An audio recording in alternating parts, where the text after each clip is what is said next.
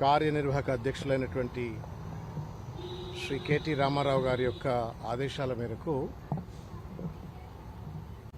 చర్లపల్లి జైల్లో అక్రమంగా చెంచల్గూడ జైల్లో అక్రమంగా నిర్బంధించబడినటువంటి విద్యార్థి ఉద్యమకారుడు, మాజీ పార్లమెంట్ సభ్యుడు, మాజీ శాసనసభ్యుడు, మంచిర్యాల బీఆర్ఎస్ పార్టీ జిల్లా అధ్యక్షుడైనటువంటి గౌరవనీయులు సుమన్ గారిని ఈరోజు బీఆర్ఎస్వి రాష్ట్ర ఉపాధ్యక్షుడు డాక్టర్ తుంగబాలు, సీనియర్ నాయకులు డాక్టర్ విజయ్ గారు, అదేవిధంగా ఏనుగు రవీందర్ రెడ్డి గారు, ఇంకా ఈ కేసును మొదటి నుండి కూడా దగ్గర నుండి పర్యవేక్షిస్తున్నటువంటి మా యువ నాయకులు లక్ష్మణ్ గారు, వీళ్ళందరం కలిసి ఈరోజు సుమన్ గారితో సంప్రదింపులు జరగటమైంది, వారిని పరామర్శించటమైంది.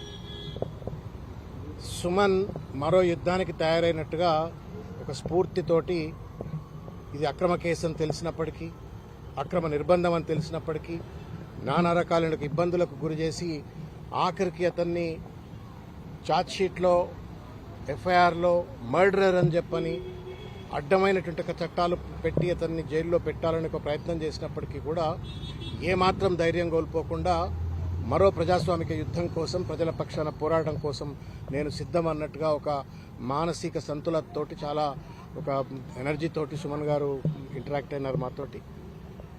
ఒకటి మాత్రం వాస్తవం, ఇవాళ రేవంత్ రెడ్డి అనేటువంటి ఒక వ్యక్తి ఇవాళ ముఖ్యమంత్రిగా కొనసాగుతూ ఆ ముఖ్యమంత్రి కుర్చీకి అగౌరవాన్ని ఆపాదిస్తూ ఇష్టం వచ్చినట్టు ఏది మాట్లాడినా ఏ కేసులు లేవు.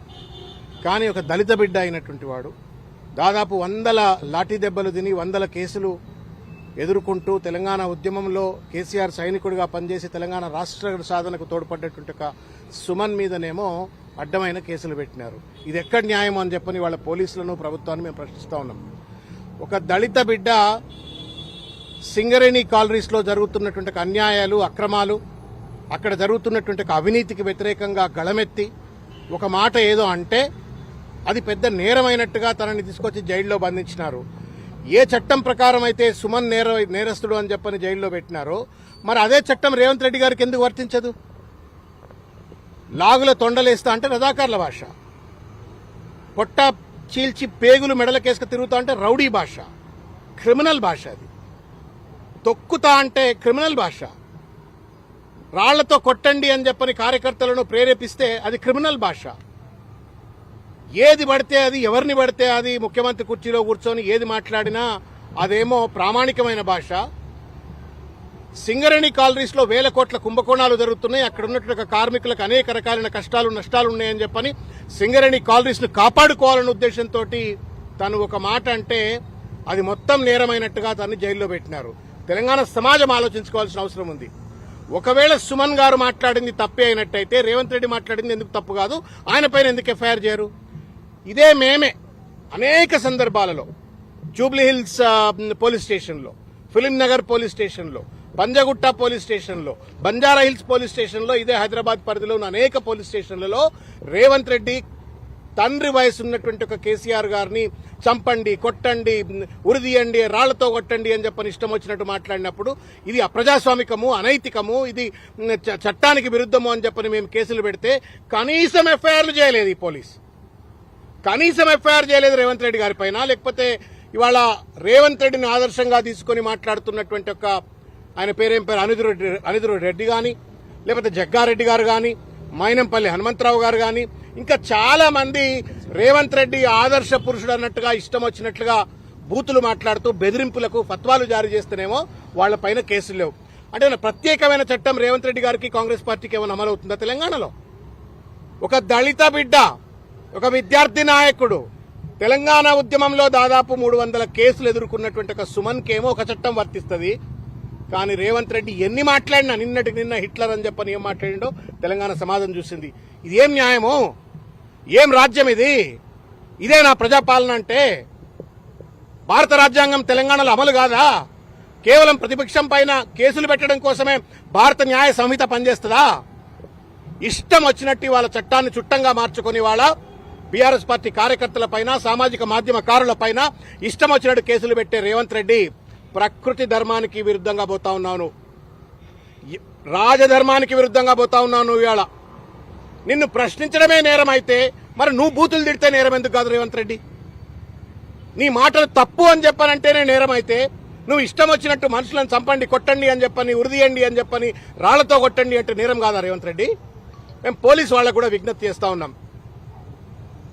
Everyday is not a Sunday. రేపు 2 ఏళ్ళు అయితే మళ్ళీ బీఆర్ఎస్ పార్టీ అధికారంలోకి వస్తుంది. ఇష్టం వచ్చినట్టు కేసులు పెట్టి వాళ్ళ సుమన్ను జైల్లో పెట్టినాం కదా అని చెప్పని sadistic pressure Revanth Reddy and company, లేకపోతే ఆయనకు కొమ్ముగాస్తున్న పోలీసులు అనుకోవచ్చు గాక. కానీ మరో యుద్ధానికి సన్నద్దమవుతున్నట్టుగా సుమన్ మళ్ళా ఒక ఉత్తేజభరితమైనటువంటి ఒక ప్రజాస్వామిక విద్యార్థి ఉద్యమాలకు లోపల నుండి తయారవుతున్నాడు. ఎవరు ఆపలేదు. నేను ఇవాళ తెలంగాణ సమాజాన్ని నేను విజ్ఞప్తి చేస్తూ అడుగుతా ఉన్నాను. ఇవాళ ఏం మాట్లాడినాడు సుమన్?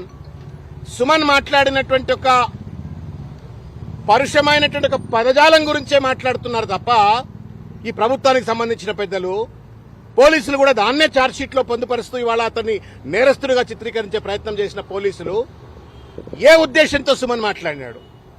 సింగరేణి కాలరీస్ తెలంగాణ సామాజిక ఆర్థిక స్థితిగతులను మెరుగుపరిచేటువంటి ఒక భూమాత ఇచ్చినటువంటి ఒక వరం అది తెలంగాణకు. ఆ సింగరేణి తల్లిని వాళ్ళ చెరబట్టి వాళ్ళ రేవంత్ రెడ్డి బామ్మర్ది సృజన్ రెడ్డి, రేవంత్ రెడ్డి సూత్రధారి అయితే పాత్రధారి సృజన్ రెడ్డి అన్నట్టుగా సింగరేణి కాలనీస్ చెరబట్టి వాళ్ళ విచ్చలవిడి దోపిడికి అడ్డాగా మారుస్తుంటే వేలాది మంది కార్మికుల కుటుంబాలు, అనేక ఏళ్ల చరిత్ర కలిగిన సింగరేణి కాలనీస్ ని వాళ్ళ అనుముల కుటుంబానికి దోపిడీ కేంద్రంగా మారుతుంటే ఇది అన్యాయమని ప్రశ్నిస్తే నేరం అవుతుందా? మీ దోపిడీ నేరం కాదా? 40 లక్షల టన్నుల అంటే దాదాపు 1600 కోట్ల రూపాయల విలువ చేసేటువంటి ఒక బొగ్గు మాయమైంది అంటే సిగ్గు శరమున్న ప్రభుత్వం అయితే దానిపైన ఎంక్వైరీ చేయాలా. Instead of launching an enquiry on that allegation, ఈ తప్పిని ఎత్తి చూపినటువంటి ఒక సుమన్ని వాళ్ళ జైల్లో పెట్టి వాళ్ళ పాశవిక ఆనందాన్ని వాళ్ళ పొందుతా ఉన్నారు. మేము అడుగుతా ఉన్నాం, ఎవడబ్బా జాగీరు సింగరేణి కాలనీస్? తెలంగాణ ప్రజల ఆస్తి, అది భవిష్యత్ తరాల ఆస్తి. 100 సంవత్సరాలు తెలంగాణ ప్రజల యొక్క ఆస్తిని వాళ్ళ రేవంత్ రెడ్డి దోచుకపోతా ఉంటే 40 లక్షల విలువ చేసేటువంటి ఒక టన్ను బొగ్గు కనబడకపోతే దాన్ని అడిగితే సమాధానం చెప్పకుండా ఒక ప్రెస్ స్టేట్మెంట్ వస్తుంది. కేవలం 40 లక్షలు కాదు, 26 లక్షల టన్నుల బొగ్గు అక్కడనే ఉంది అని చెప్పని ఒక ప్రెస్ స్టేట్మెంట్ వచ్చింది. దాన్ని నిజానిజాలు తెలుసుకోవాలా అని చెప్పని నిజ నిర్ధారణ కోసం మా హరీష్ రావు గారు, మా ఉపనాయకులు శాసనసభలో వారు పోతే 100 మంది పోలీసుల ప్రహారాలో కనీసం ఆ బొగ్గు నిల్వలను చూడకుండా ఎందుకు దాటవేత ధోరణికి పాల్పడ్డావు రేవంత్ రెడ్డి? సమాధానం చెప్పు. ఇదొక్కటే కాదు, ఇవాళ 9 బ్లాక్ బొగ్గుగా ఏదైతే ఉందో అది ఆరోపణ రాగానే రద్దు చేసినావు. మరి విచారణ ఎందుకు చేయించట్లేవు రేవంత్ రెడ్డి? మొత్తానికి వాళ్ళ సింగరేణి కాలనీస్ దాదాపు 5-6 జిల్లాలకు వరదాయనైనటువంటి ఒక సింగరేణి కాలనీస్ ఇవాళ అదానికి కట్టబెట్టాలని చెప్పని రేవంత్ రెడ్డి కుట్ర చేస్తా ఉన్నాడు. స్వంత బామ్మర్ది ద్వారా విచ్చలవిడి దోపిడికి పాల్పడతా ఉన్నాడు. ఈ ఆరోపణలు చేస్తే దానికి సమాధానం చెప్పకుండా ఒక పరుషమైన పదాన్ని పట్టుకుని వాళ్ళ తను జైల్లో పెట్టినారు. ఒకవేళ అది నేరమే అయితే రేవంత్ రెడ్డి భాష ఎందుకు నేరం కాదో సమాధానం చెప్పాలని చెప్పని కూడా నేను కోరుతా ఉన్నాను. 9 బొగ్గు బ్లాక్ సంబంధించిన అంశం పైన సమాధానం లేదు.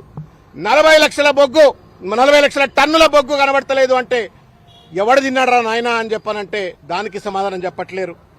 ఇవాళ దాదాపు మెడికల్ బోర్డు కేసీఆర్ గారు దయామయుడు. 19,500 మంది మెడికల్ బోర్డును ఏర్పరిచి 19,500 మందికి కారుణ్య నియామకాలు చేపట్టిన దయామయుడు కేసీఆర్ అయితే దానికంటే ఎక్కువ చేస్తామని చెప్పని ప్రజాపాలన అని చెప్పని అధికారంకి వచ్చినట్టుగా ఇవాళ రేవంత్ రెడ్డి ఒక్క ఉద్యోగం ఇయ్యలే. 3 ఏళ్లు గడిచిపోయింది, దాదాపు 1000 రోజులు గడిచిపోయినాయి. ఒక ఉద్యోగం కూడా ఇయ్యలే రేవంత్ రెడ్డి ఇంతవరకు. గల్లా బట్టి అడగొద్దా? నిలదీయొద్దా? పాపం వాళ్ళు ఇవాళ ప్రజలు అక్కడ ఉన్నటువంటి ఒక సింగరేణి కార్మికులు మాకు ఎప్పుడు ఉద్యోగాలు వస్తాయి, మా తల్లుల ప్లేస్ లో మాకు ఎప్పుడు ఉద్యోగాలు వస్తాయని చెప్పని వాళ్ళు ఎదురు చూస్తుంటే నా మెడికల్ బోర్డు వేయలేదు, నా ఉద్యోగం ఇయ్యలేదు. సరికదా గతంలో బీఆర్ఎస్ కేసీఆర్ గారు ఇచ్చినట్టుగా ఉద్యోగాల పైన విజిలెన్స్ ఎంక్వైరీ అని చెప్పని పెట్టి కమిషన్లు దండుకోవడం కోసం, అవినీతికి పాల్పడడం కోసం ఇవాళ ఆ 19,500 మంది యొక్క జీవితాలతో ఈ ప్రభుత్వం ఒక సాడిస్ మనస్తత్వంతో ఇవాళ చెలగాటమాడుతా ఉంది. ఇది ప్రశ్నించొద్దా అని చెప్పి నేను ఇలా రేవంత్ రెడ్డిని అడుగుతా ఉన్నాను. అదేవిధంగా ఇవాళ ఇష్టం వచ్చినట్టు ఇవాళ జీవో 76 పేరు మీద వేల మందికి కేసీఆర్ గారు సింగరేణి ఖాళీ భూముల్లో పట్టాలిచ్చి ఏళ్ల కొద్ది పనిచేసిన సింగరేణి కార్మికులను ఆదుకున్నట్టు దయామయుడు కేసీఆర్ గారు. రేవంత్ రెడ్డి ఉన్న భూములను లాక్కదొబ్బి రియల్ ఎస్టేట్ దందాలకు పాల్పడడానికి ప్రయత్నం చేస్తా ఉండు. దీన్ని ప్రశ్నించొద్దా అని చెప్పని మేము అడుగుతా ఉన్నాం. ఇవాళ జైనూర్ సోలార్ ప్లాంట్ పేరు మీద, లేకపోతే కొత్త థర్మల్ ప్లాంట్ల పేరు మీద, తర్వాత ఓబీ వర్క్స్ అని చెప్పని ఓవర్ బర్డన్ ఎక్స్కవేషన్ కాంట్రాక్ట్స్ ఏమంటారు, వాటిలో కూడా విచ్చలవిడిగా అవినీతి. మొత్తానికి 15,000 కోట్ల రూపాయల విలువ చేసేట్టు కుంభకోణాలు ఇవాళ సింగరేణి కాలనీస్ లో జరుగుతా ఉన్నాయి.